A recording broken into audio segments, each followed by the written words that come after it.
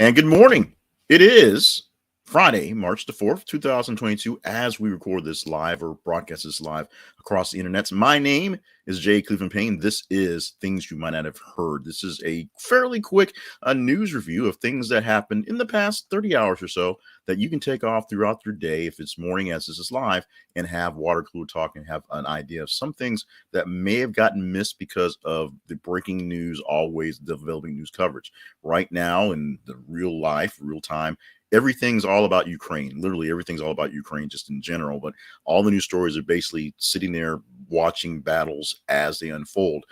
When we do have some Ukraine news in this five things for today, but we do have other things that you might not have missed. Some of them more interesting than not, some of them more annoying than not, to be honest, but sometimes you got to drop these things in so you can be a better informed citizen, so you can make those great ideas and great decisions going out there. Now, we are going to give you five of the stories that you told us were pretty good to talk about. We vetted a bunch of stories, about 35 stories over the past 30 hours. We will give you the details on that in just a bit. But these are five stories, plus what I call a teaser story, a story that we are going to present to you in our feeds that we may talk about later on. This is Friday, so later on will be Monday. So it's maybe a long shot with a whole weekend's worth of news, but we'll see how that rolls along off what's happening. So if you want to follow along with what's going on, you have the links inside of the description here and go deeper into the story, so we don't have to go too deep into them, but make sure that you listen up and take these things. These are some pretty interesting things that you might not have heard, that other folks out there may not have heard as well. So starting with story number one, Zaporizhzhia nuclear power plant in Ukraine is on fire, says mayor of local town. Nationalpost.com is where we got this one fairly late in the afternoon, I would say. But what had happened since then? A bunch of stuff, and we didn't go ahead and post replays. We just figured we'd go ahead and update what's going on, because this one, as soon as it got posted, it had all the eyeballs, all the reaction. This is the top story in the last 30 hours from your postings. So a nuclear power plant, this is the largest power plant in Europe, we're told. It's miles away from Chernobyl, oddly enough, I guess, ironically enough, and the power plant was under fire. On fire and under fire. Russian troops were attacking the plant, and we were told that the plant was on fire. What we believe was just a side building or a training area, not so much a nuclear reactor is on fire. But what has happened since then was the fire has been taken down. The plant has been taken over by Russia completely. And we're being told now by the local mayor and the government, the management there, that everyone's still working, because people that work in nuclear power, whether, you're at gunpoint or not. But now they're at gunpoint.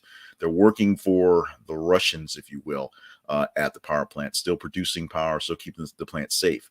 The idea, many believe, is that the whole point of this exercise is a third of the power for the nation of Ukraine comes from this power plant.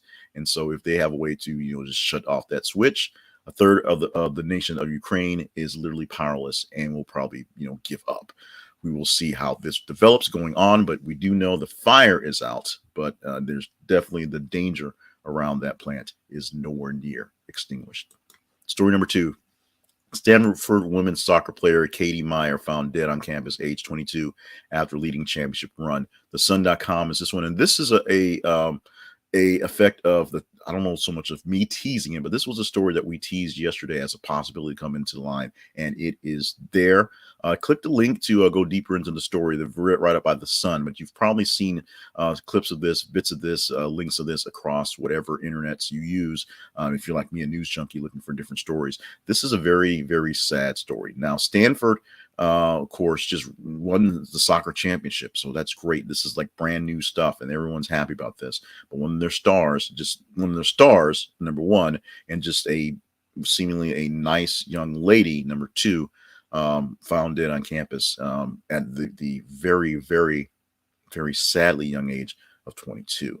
Like I said, you can go deeper into the story by clicking the link on this one, but we're going to watch this develop and see more how this one turns out as it goes along. If you decide it's one that's worth talking about, then we will talk about it more in some of these sort of platforms. Our third story for the morning, Lori Lightfoot insulted lawyer who wanted to display a statue of Christopher Columbus. dailymail.co.uk on this one. And then we got a lot of things coming out linked from stories from the UK, because they tabloid everything. But this is this is an interesting one.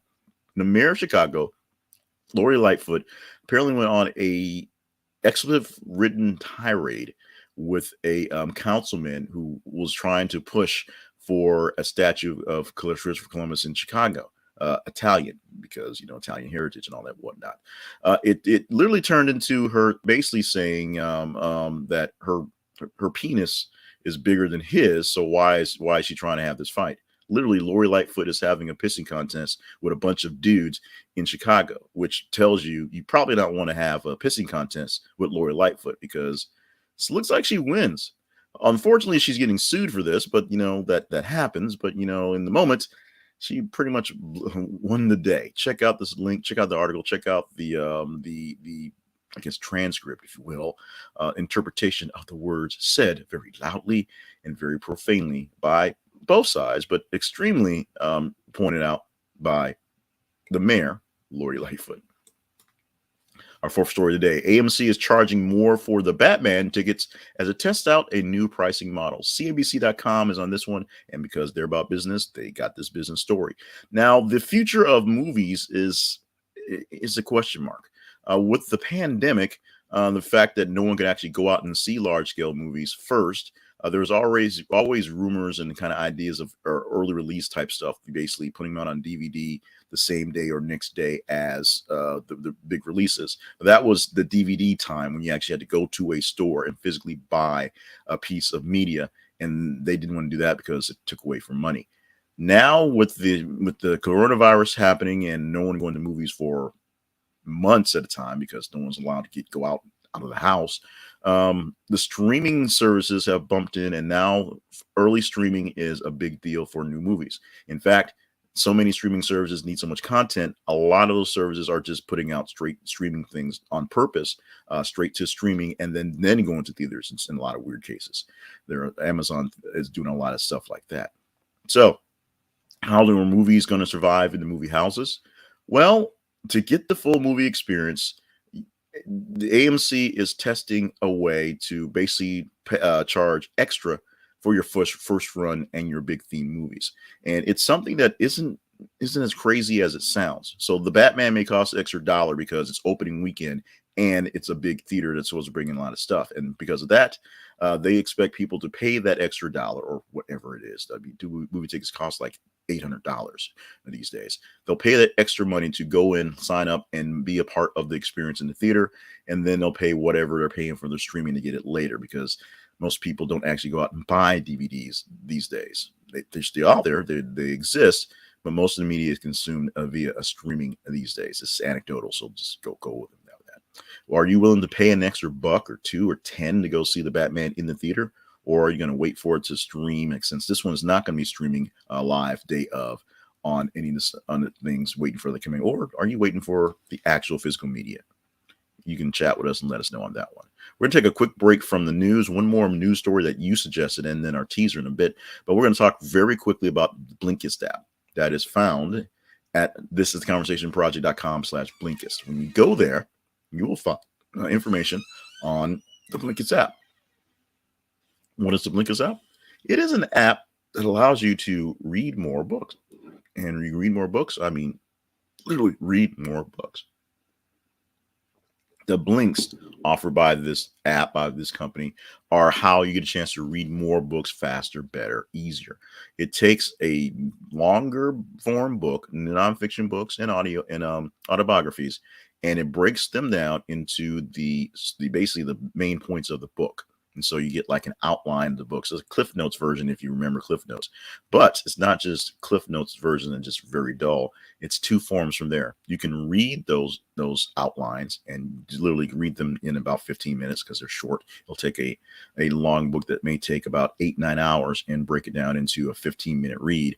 Or you can listen to that book be read to you by the great Blinkist of voice actors, and they will give you the same book at the same time. So you do the audio version, or you can actually read them with your actual eyeballs, your choice as well.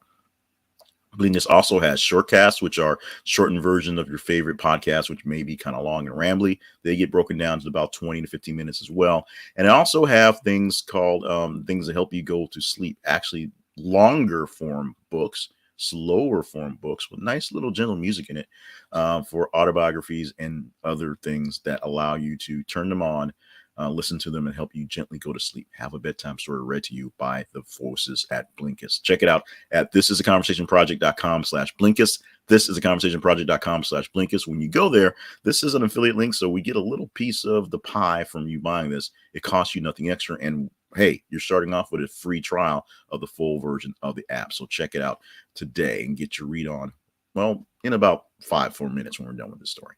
So let's go to the last story of here that was suggested by you. Julia Fox says dating Kanye West for approximately 9 seconds was, quote, the best thing, unquote, that could have ever happened to her.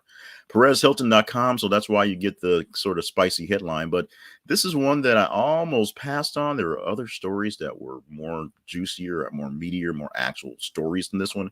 But we figure we bring up what's her name, whoever she is, one more time as Kanye is doing his thing now that he is officially divorced or legally unmarried right now. The divorce stuff is going back and forth.